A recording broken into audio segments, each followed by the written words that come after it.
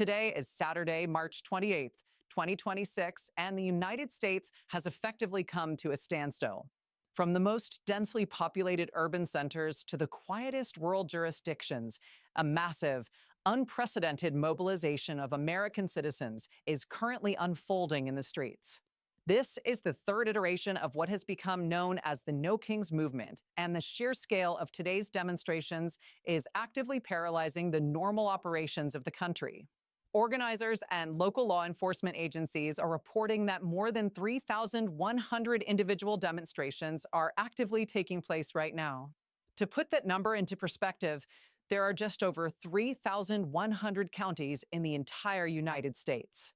We are witnessing a physical demonstration in virtually every single county across all 50 states, reaching as far as isolated communities inside the Alaskan Arctic Circle. The demographics of these crowds are shifting the political landscape in real time. This is no longer just a coalition of traditional political activists. The footage coming into our newsroom shows massive suburban groundswells. We are seeing a profound intersection of working-class families, union members, healthcare advocates, and ordinary citizens who have reached a breaking point with the current administration. Crowd scientists and municipal authorities are projecting that by nightfall, between 15 and 20 million Americans will have participated in these peaceful marches. This completely dwarfs the previous mobilizations we saw back in June and October of last year. During those earlier protests, the administration attempted to counter the public outcry with aggressive displays of state power, running localized military drills and attempting to stage counter-programming parades to intimidate demonstrators. Those tactics have completely failed. Today, the administration is facing a citizenry that has simply refused to be broken, standing shoulder to shoulder in a stunning rebuke of authoritarianism.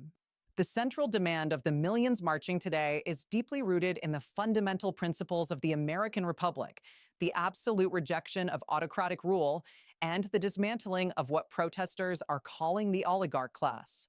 The outrage is completely palpable. Citizens are marching for universal access to healthcare, the right to afford a home, and the basic dignity of a living wage. They are demanding a return to a society that prioritizes human life over corporate extraction. But beneath these broad economic demands is a furious, targeted anger directed at the deeply disturbing associations and actions of the highest levels of the government. We are seeing thousands of signs in the crowds today, specifically calling out the administration's active protection of individuals associated with high-profile sex trafficking networks. The public has not forgotten the Jeffrey Epstein files, and the anger has reached a boiling point over the administration's blatant efforts to shield the guilty. Protesters are actively calling out the president's inner circle, pointing directly to figures like Howard Lennox and others who are known to have traveled to Epstein's island. The public is furious that these individuals are not facing criminal scrutiny, but are instead being shielded by the highest office in the land. This anger was severely compounded by the actions of administration loyalists like Pam Bondi and Todd Blanche, who orchestrated the transfer of Galilean Maxwell to minimum security Club Fed facilities. The American people are watching the justice system being actively manipulated to protect a cabal of wealthy predators, and they are demanding the immediate appointment of an independent special prosecutor to tear open the Epstein files once and for all. This domestic corruption is playing out against the backdrop of a catastrophic and rapidly expanding foreign policy disaster. The administration has rushed headlong into a brutal, highly controversial war alongside Israeli Prime Minister Benjamin Netanyahu against Iran. The intelligence and ground reports coming out of the region detail absolute horrors. The military campaign has not been limited to strategic defense targets. We are receiving confirmed reports of airstrikes decimating elementary schools, resulting in the mass casualties of children, including the deaths of 165 young girls in a single coordinated bombing campaign. Furthermore, the military operations have aggressively targeted vital civilian infrastructure. Desalination plants necessary for basic drinking water and regional electrical grids have been completely destroyed, plunging millions of innocent civilians into dark, lethal conditions. International observers are openly classifying these actions as war crimes, and the violence has only continued to spread, heavily impacting civilian populations across Beirut, Lebanon, and Gaza. While the administration pours billions of dollars and military resources into these foreign conflicts under the guise of being peacemakers, the domestic economy is buckling. The citizens marching today are facing crushing, surging inflation. The dream of home ownership has evaporated for the working class. And while the public struggles to afford basic groceries, the federal government is heavily subsidizing the fossil fuel industry in a manner that defies all modern economic and environmental logic.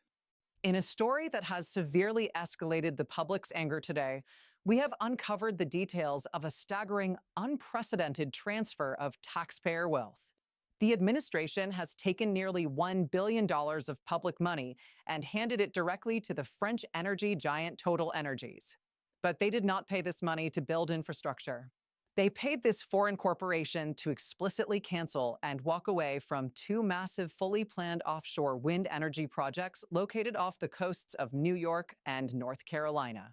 These renewable energy projects were projected to provide clean, reliable power to over 1 million American homes. The administration used your tax dollars to kill that infrastructure. And what did Total Energies do with that billion-dollar public payout? They immediately reinvested it into fossil fuels.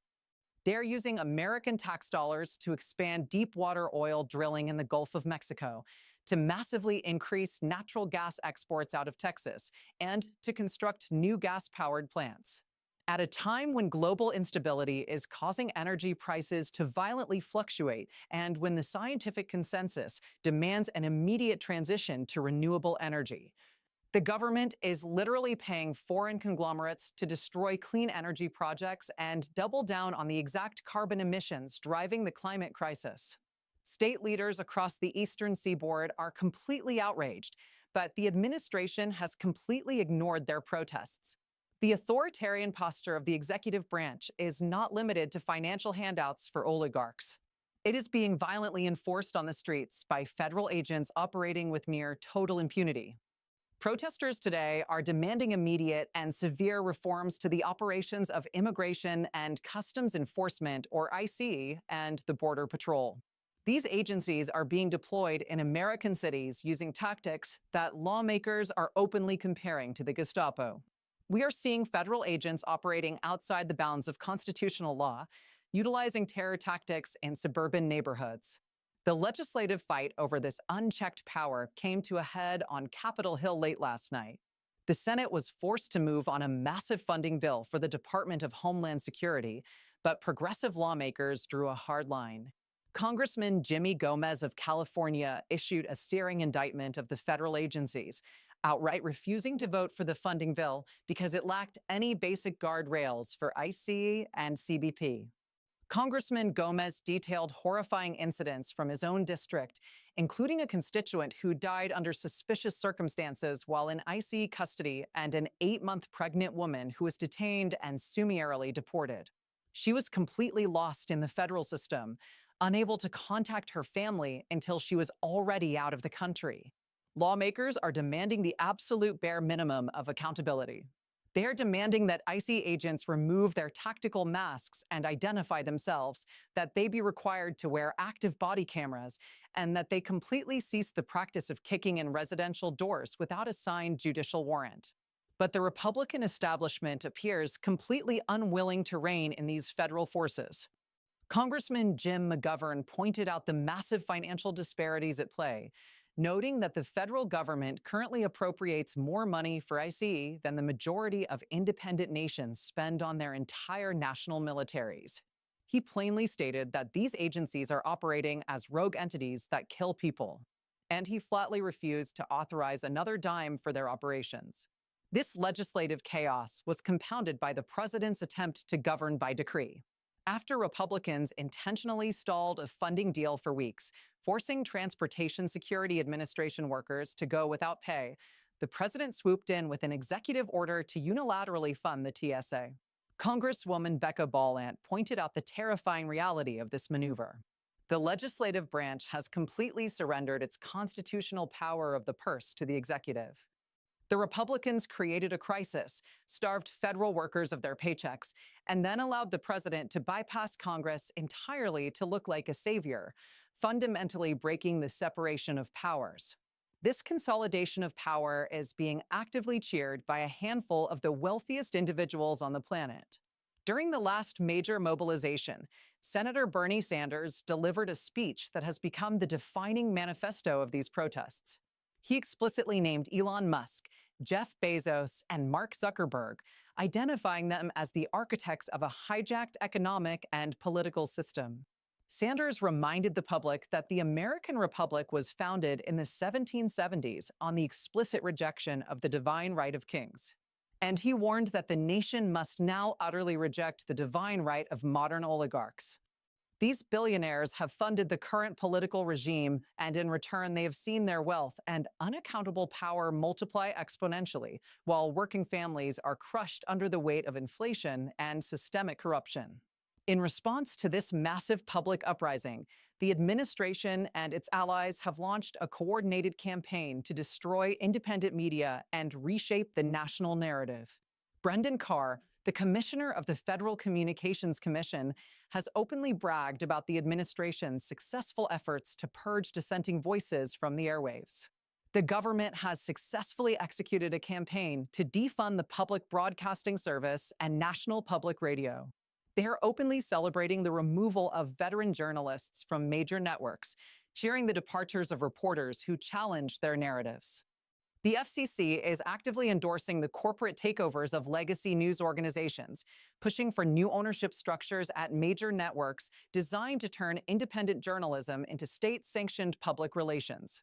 But while the administration attempts to project total control, the internal communications coming from the president's inner circle portray an administration completely detached from reality. In the last 24 hours, Vice President J.D. Vance sat for an interview where he engaged in a bizarre, deeply unserious conversation about the nature of unidentified flying objects. While millions of Americans march in the streets for basic economic survival, and while the military is dropping bombs in the Middle East, the Vice President of the United States used his public platform to earnestly declare that UFOs are not extraterrestrial, but are in fact literal biblical demons. This level of severe detachment has alienated even the administration's former media allies. Podcaster Joe Rogan, who has historically provided a massive platform for right-wing ideology, publicly turned on the MAGA movement this week. Rogan explicitly mocked the political base, calling them a cult of personality built by unintelligent, uninteresting people clinging to a fraudulent movement.